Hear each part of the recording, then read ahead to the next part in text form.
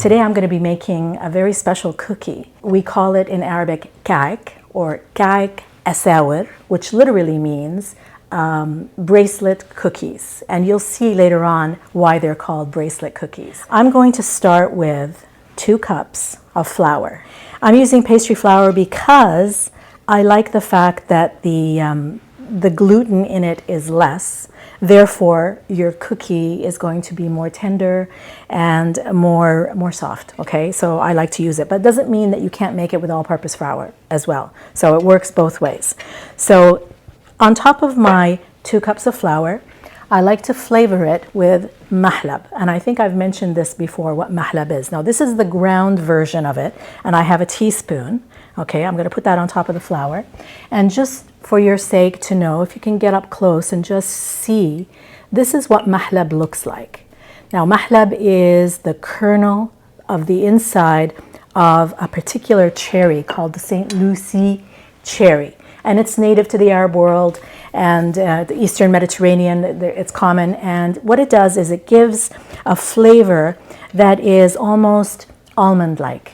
Okay, now if you can't find it and it's hard for you to find, certainly don't stop making these cookies. You can substitute with maybe 1/4 teaspoon of almond flavor, which also works. In this glass, some beautiful, dare I say, liquid gold. It's not oil, it's actually clarified butter. The same clarified butter that I made in a previous video, and you can go and find that also on my page to see how I made it. Okay, so I've just melted it, it's not hot, and I'm gonna pour this beautiful liquid gold on top of my flour. Okay, every drop. And then I'm gonna involve my whisk to begin with, and just mix it in together, okay, just for a bit, and then in a minute I'm going to dig in with my hands, okay. Okay, so now I'm using my hands, okay, because the hands are really the best tool in your kitchen. So what you're trying to do is you're trying to incorporate all that butter inside the flour, okay. So you're basically rubbing the fat inside the flour, and the flour, as you can see, soaks it up very, very quickly, okay? So what you're gonna get is almost, I would say, a pastry-like consistency. So if you feel it in your hand, it actually feels like pastry that you would make with butter. I mean, that's what it is. It's flour and it's butter so far, okay? That's all I've put in here. Now, I'm going to add to this mixture a sprinkle of milh, which is salt, okay? I'm going to add in 1 teaspoon of active dry yeast. So I don't have to proof this, okay? This you can add directly to the dry ingredients, okay? And then just toss it with my fingers to make sure it's well incorporated. And now, to make all this come together into a nice pliable dough, I use milk. Okay, and this milk is not hot but lukewarm. And the reason why it's lukewarm is because I obviously want to activate the yeast that's in here. All right, well, you can see how quickly the liquid absorbed into the flour. So now my dough has become pliable. Okay, so I can literally pick this dough up in one hand, okay? It's not sticking in my hands. There's enough butter in here, definitely. Okay, I can pick it up and roll it into a ball, flatten it, and that's exactly what you're looking for. Now, I'm not going to wait for this for hours because it doesn't need to. I can actually work with this immediately. Now, this is one filling and it's dates. These are dates that I've pitted, put in a food processor to break them up, and added just a little bit of that same clarified butter, maybe about a teaspoon, not very much, and that just helps soften them while they're being ground. So I've ground it, and I've made it to the point where it's actually just like dough. It's really pliable, and just like you would work with any kind of dough. So it has the same kind of texture as the dough that we're going to be working with. The flavors that I'm about to add are usually added often to the dough itself. So the flavors are in the dough and the dates sometimes they have it, sometimes they don't. But I like to do things differently. A little bit of cardamom. So this is ground cardamom. Okay, so I'm going to sprinkle that on top. Now this is, in Arabic we call it yansun, which is anise seed. And there's also an equivalent called fennel. So if you have fennel or anise seed, they're cousins, okay? So they're the same. This is what anise seed looks like, all right? It's just like a little seed, and it actually has a lovely licoricey taste, okay? So I've ground some, and I'm going to add that to my dates, okay? And then I also like to add some nutmeg, and I always grind it fresh, okay? Right on top.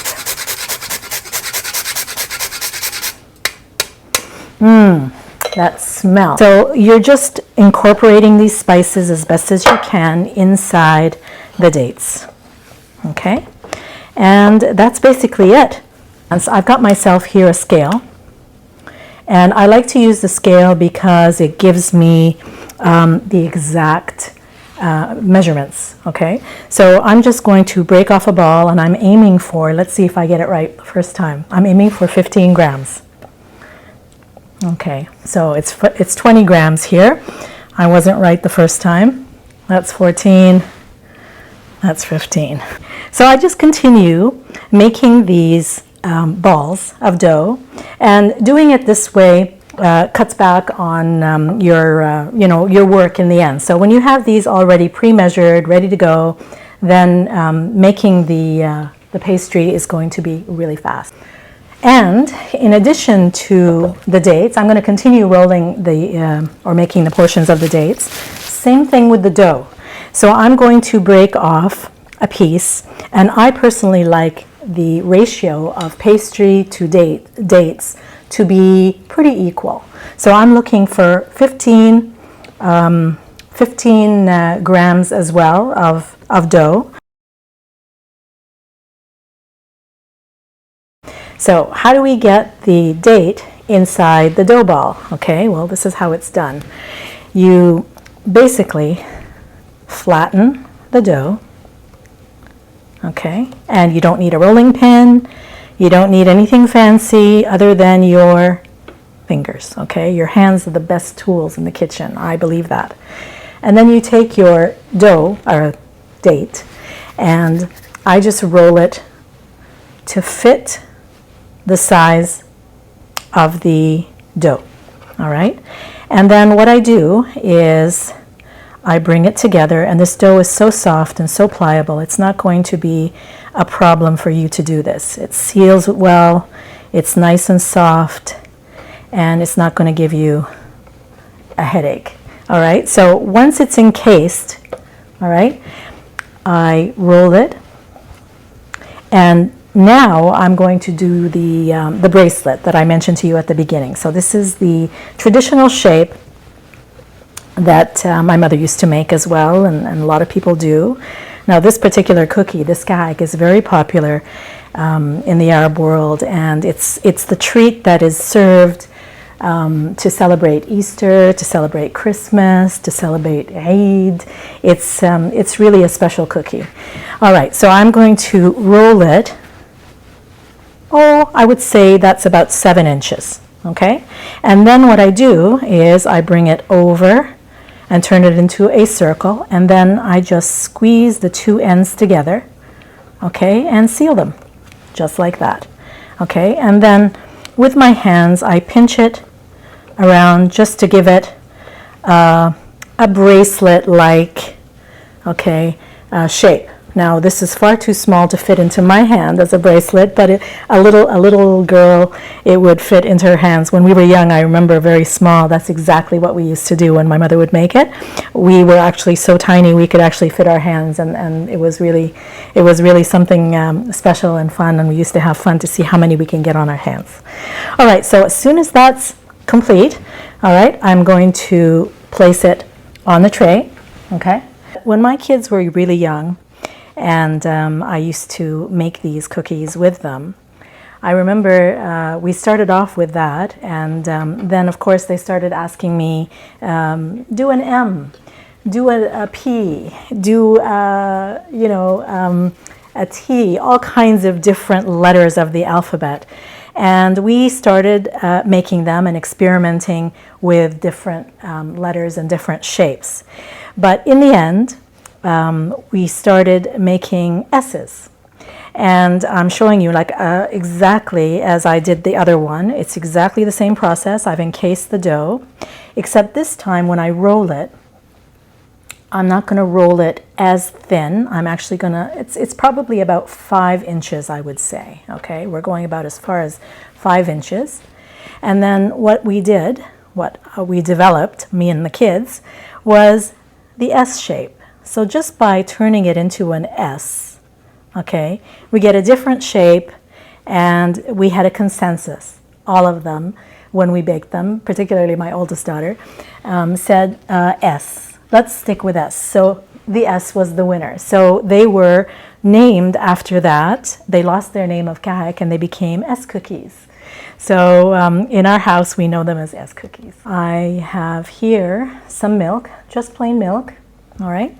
And here I have sesame seeds, and these are raw sesame seeds. These are also sesame seeds, but they're black. Okay, so I've got the black ones and the white ones. Now, traditionally, in this particular kahak, we would put nigella seeds and incorporate it also in the dough, along with sesame seeds as well. And nigella seeds have sort of a little oniony taste. They're very savory, and they're actually quite nice in the kahak. But I don't like to put them in. I prefer just a clean taste of sesame. And so this is what I'm using here. So now that I'm ready, my oven is preheated at 350 degrees Fahrenheit, which is about 190 degrees Celsius. Now everybody's ovens are different, so get to know your oven and know how hot it is, all right? And I start by, I want to coat these with sesame seeds. So I'm going to start with my little bracelets first, and I just pick it up, and I'm just going to roll the edge in milk. Okay, just milk. And then I'm going to take my bracelet and roll it around in the sesame seeds, just like that. So now my bracelet is embellished with sesame. So this is my kahak, or my bracelet, that's encrusted with ebony. All right, and just place it on the tray. So I'm going to continue just coating all of my kahak and then put them in the oven, and then we'll come back and show you what they look like. And here they are. The smell in my kitchen is incredible. Okay, it's that beautiful smell of course, the mahlab, and of course the butter, and all those lovely spices that we put inside the dates. They are, they're filling my kitchen right now with a beautiful, beautiful smell. And what I've added here to my bracelets is some nice edible gold leaf. So they truly are jewelry, okay? Not to wear, but to eat. So I'm going to, as I said, pour a cup of tea for myself, okay? This is one for me and one for you. Okay? And there's nothing quite like a cup of tea with kahak. So I'm going to try this one, and I just want to show you how soft and with no effort. Okay? And look at the ratio of filling to dough, which is exactly the way I like it. So I'm going to take a bite.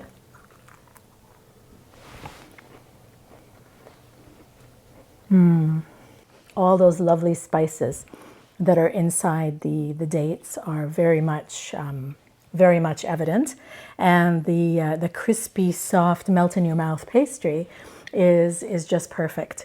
This is something that I used to make regularly as as a young mother for my daughter, particularly when she was only 2. I remember walking to the park, and I would take a container of these, and she would be nibbling on them the whole time at the park. And I remember I'd meet lots of mothers like myself with their children, and it always piqued their curiosity as to what it is that my daughter was eating, and it was kahak the whole time. And I can't tell you how many times I actually shared this recipe with strangers and nice ladies that I met at the park.